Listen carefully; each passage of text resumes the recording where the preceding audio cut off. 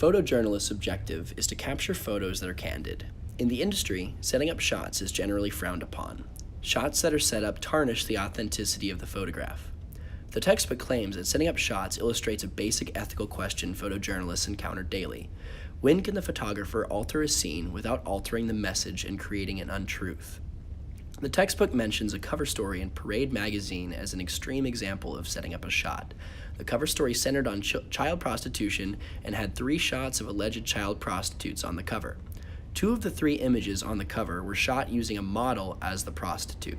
Only 1 shot was actually authentic. This leads readers to believe that all 3 were authentic. In the SPJ code, it claims that journalists must be transparent with their audience. This cover story was a clear example of manipulating the public. Another example of a breach of ethics comes from Edward Keating, a photographer for the New York Times. He was fired after a shot of a boy aiming a toy gun outside a Middle Eastern grocery store near a town where the FBI raided an alleged al-Qaeda operation. Keating was seen by other photojournalists posing the boy for the shot. The Times felt this was a breach of ethics. Although some instances of setting up shots are obvious breaches of ethics, some are less apparent. In a photograph taken by Mike Meadows of the LA Times, there is a firefighter cooling himself in a pool as a fire blazes in the background. This was found to be a breach of ethics because the firefighter mentioned that Meadows told him to wash himself in the pool. Meadows claimed that he may have been guilty of saying, "This is a nice shot," but did not directly ask him to do that. Despite Meadows' claim, he was fired for the photograph. In a similar example, photographer Norman Zesloff was caught writing "Yeah, Eckerd" on one of the fans' feet. Another photojournalist took a photo of him writing on the feet. Zesloff's editor saw the picture of him writing on the feet and fired Zesloff after nearly 18 years of service at the St. Petersburg Times. Zesloff defends himself, saying these pictures were not intended to bamboozle the public or distort the news. They were harmless and entertaining and nothing more. He continued, "If a cop shot a person, he'd get a suspension. Doesn't 17.5 years count for anything?"